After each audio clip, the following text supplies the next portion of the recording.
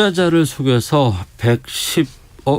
116억 원을 가로챈 혐의를 받고 있는 수산업자가 금품, 선물 등을 주면서 언론계, 정치권, 법조계 인사들과 친분 맺어온 사실이 드러나 파문이 일고 있습니다.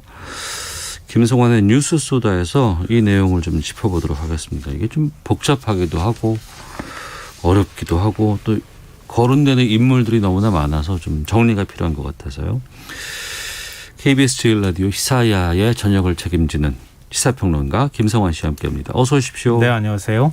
우선 박영수 특별검사, 박영수 특검팀. 네. 아유, 유명하잖아요.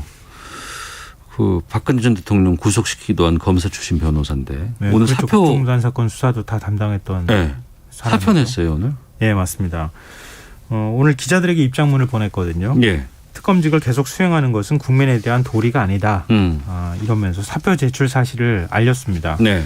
이 논란이 되는 인물의 실체를 파악하지 못한 채 이모 부장검사에게 소개해준 부분 등에 대해 도의적 책임을 통감하고 있다 이렇게 밝혔거든요. 그 이모 부장검사라고 하는 분은 경찰에서 압수수색을 했던. 예, 그렇죠. 지금 금품수수 혐의를 받고 있죠. 그런데 이분을 이 이모 부장검사를 그 사람과 소개시켜 주는 게 박영수 특검이다. 네, 맞아요. 이 이모 부장검사가 특검에 2번 파견 근무를 했다고 해요. 예. 근데 파견 근무하는 도중에 2019년 8월에 서울 남부지검에서 근무를 하다가 대구지검 포항지천 형사 1부장으로 부임을 한다고 합니다. 네. 근데 그때 이제 인사차 박영수 특검을 찾아간 거예요. 네. 그러니까 지금 그 사기범이라고 하는 김 씨 있죠. 가짜 수산업자. 내가 포항에 아는 사람이 있어. 네. 이러면서 그 사람이 연락처를 줬다고 하는 거예요. 그렇게 해서 두 사람의 연결고리가 만들어져서 결국은 금품 수수까지 간 부분. 네. 이것에 대해서 내가 도의적으로 책임진다. 그리고 이제 슈퍼카라고 불리는 포르땡이라고 하는 차. 네. 자신의 아내한테 차 사주려고 했는데 미리 한번 좀 타봤으면 어떻겠느냐. 이 김 씨가 렌트카 업체도 운영했는데 그 렌트카 업체에서 차를 빌려서 이틀이다 열흘이다 지금 보도는 엇갈리고 있지만 네. 차를 이제 빌려 탄 그 부분이 있는데 그건 근데 돈을 돌려준 시점이 좀 문제가 돼요. 왜냐하면 그 차를 빌린 시점하고 네. 돈을 돌려준 시점이 한 3개월 정도 차이가 나요. 렌트 비용 250만 원을 현금으로 돌려줬다고 하는데 돌려준 바로 그 시점에 경찰 수사가 시작이 됐거든요. 그러니까 경찰 수사 파장이 좀 있을 수 있겠군요. 그렇죠. 네. 경찰 수사가 시작되는 걸 보고 돈을 돌려준 거 아니냐, 렌트비를 준 것 아니냐, 네. 이런 의혹도 지금 사고 있는 상황입니다. 그럼 박영수 특검은 구체적으로 이 수산업자를 어떻게 만나게 된 거예요? 박영수 특검은 지금 모든 연결고리하고 다 연결되는 사람이 언론인이라고 하는 송모 씨예요. 그 주필리라고 했었던? 전직 국회의원 예비 후보까지 지냈던 사람이고요. 그리고 월간지 기자 생활도 오래 했고 언론계에서 한 20년 정도 있었다고 하는 사람인데 그 사람이 수산업자 김모 씨하고 감방 동기예요. 한마디로 얘기하면. 아이고, 거기서 만났군요. 예. 네. 그러니까 그 감옥에서 두 사람이 만나서 그걸 인연으로 이제 그 송 씨를 통해서 한 사람씩 소개를 받기 시작했고 좀 이따 좀 더 자세히 말씀드릴 기회가 있는지 모르겠지만 송 씨가 박영수 특검을 소개해주고 박영수 특검이 이모 부장검사를 소개해주고 이런 식의 연결고리가 하나 만들어진 겁니다. 그리고 이 송 씨가 다시 정계 인사를 소개해주고 네. 예를 들면 김무성 전 의원을 소개해주고 김무성 전 의원이 이동훈 전 조선일보 논설위원 그러니까 지금 윤석열 전 검찰총장의 대변인 하다가 그만둔. 네. 그리고 엄성섭 TV조선 앵커 굉장히 많이 유명하죠. 두 사람 다 지금 입건된 상태고요. 그리고 이동훈 전 조선일보 논설위원이 홍준표 국민의힘 의원 소개해 줬는데 홍준표 의원은 이 사람 이상한 것 같다 그래서 선물도 안 받고 아무것도 안 했다 이렇게 얘기를 하고 있고요. 또 한 축으로 연결되는 게 그 수산업자하고 주호영 국민의힘 의원하고 연결이 된다. 주호영 국민의힘 의원이 또 경찰 이 총경을 연결을 해줬는데 그 총경도 지금 입건이 된 상태입니다. 그리고 수산업자가 또 박지원 국정원장하고 연결이 된다. 네. 그 사이에 또 연결고리가 또 있고 이렇게 계속 연결이 되는 거예요. 그러다 보니까 사람들이 계속 늘어나는 현상이 나타나고 있는 거죠. 문어발 기업도 아니고 계속해서 이게 연결돼서 가네요. 그렇죠. 지금 몇 명이 더 연결될지 현재로서는 알 수가 없는데요. 지금까지 나온 숫자가 28명 정도까지 나왔어요. 그러면 연결이 됐다는 건 아름아름 친분이 있을 수도 있겠지만 어찌됐건 이 수산업자를 직접적으로 믿는 것보다는 그 사람을 연결해 준 사람을 보고선 이게 계속 연줄이 닿는 거 아니겠어요? 그렇죠. 예를 들어서 이거 제 간방 동기인데요. 이렇게 소개했으면 아무도 안 믿었을 거 아니에요. 왜 이런 사람 만나려고 그래 할 수도 있죠. 예. 네. 그러니까 그 송 씨하고 송 씨가 공직선거법 위반으로 그러니까 국회의원 출마를 하려고 그러다가 결국 이제 공직선거법 위반으로 구속이 된 상태였거든요. 근데 김 씨도 그 당시 마침 사기죄로 구속이 된 상태였어요. 징역 2년형을 받고. 두 사람이 만났는데 송 씨가 도대체 김 씨한테 어떻게 속았는지 잘 모르겠어요. 모르겠는데 김 씨가 또 속였을 가능성도 있겠죠. 내가 포항에서 대단한 사람인데 이러면서 두 사람이 친해졌을 가능성이 있고 그리고 이제 출소하고 난 다음에 이 송 씨를 통해서 사람들을 한 명 두 명씩 알아가는 과정이 있다고 봐야 되겠죠. 근데 굉장히 흥미로운 부분은 김 씨는 2017년 그러니까 송 씨를 만나기 전까지 이렇다 할 직업이 없었다 그래요. 일종의 생계형 사기꾼이었어요. 그러니까 10년 가까이 고향 경북 포항 지역에서 그냥 사기를 치는 행위로 그냥 생활비를 벌어먹고 살았던 사람이다. 이렇게 지금 현재까지는 알려져 있어요. 근데 그 이후에 무슨 일이 있었길래 거물이 된 겁니까 그러면? 그러고 난 다음에 그 송 씨한테 어떻게 얘기해 줬는지 모르겠지만 신분 세탁을 하기 시작해요. 신분 세탁을 하면서 내가 유산 한 1,000억 정도로 물려받은 청년 사업가다. 이렇게 자기를 만들고요. 한쪽으로는 일종의 그 수산업자라는 이름으로 배를 한 20척 갖고 있는데 내가 오징어 잡이를 하면 나한테 투자를 하면 서너 배로 불려서 되돌려주겠다. 이렇게 사기를 치고요. 다른 한쪽으로는 제가 지금 말씀드렸던 것처럼 정치권 인사들하고 줄을 대면서 계속 인맥을 쌓아가는 과정을 밟습니다. 그러니까 이 두 축으로 이제 이루어진 거예요. 거기에 이제 김우성 전 대표의 형이나 이런 사람들도 투자하는 이렇게 연결고리가 만들어지긴 하는데 그러면 수산업자 맞아요?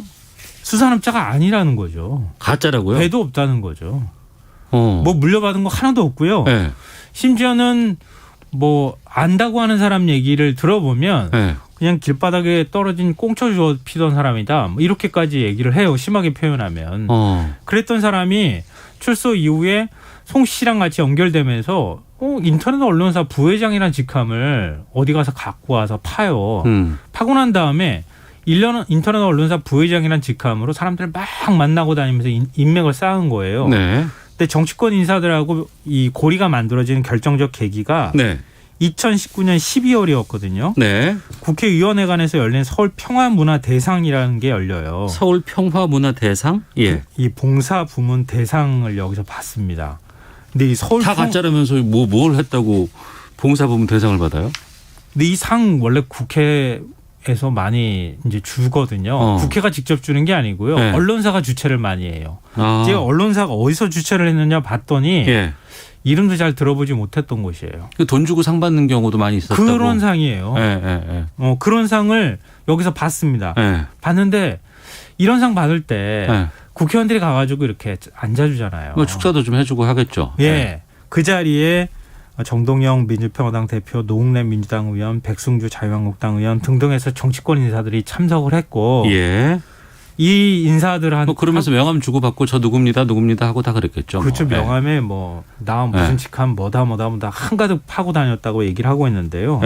그렇게 인맥을 쌓고 난 다음에 지난해 4월 총선을 앞두고 주로 현직 국회의원 아니면 당선이 확실한 후보자들을 적극적으로 접촉했다고 합니다.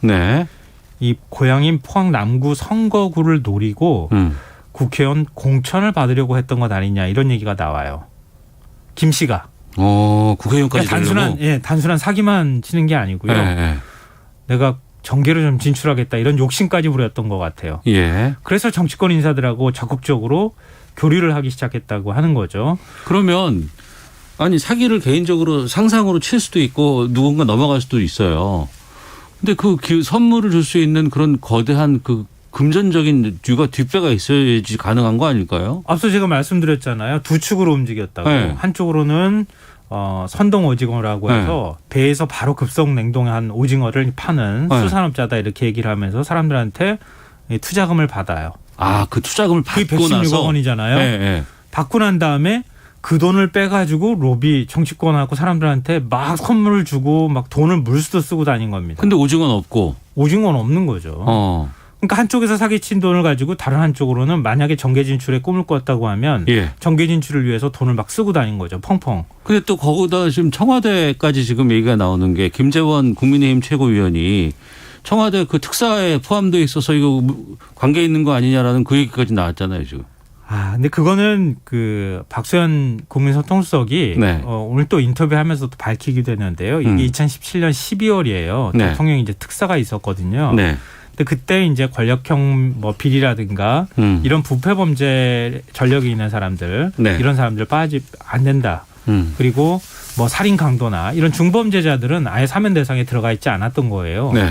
예를 들면 우리 음주운전 벌점이라든가 이런 것들, 우리 이제 특사할 때 보통 이제 그 없는 것으로 같이 특사를 받잖아요.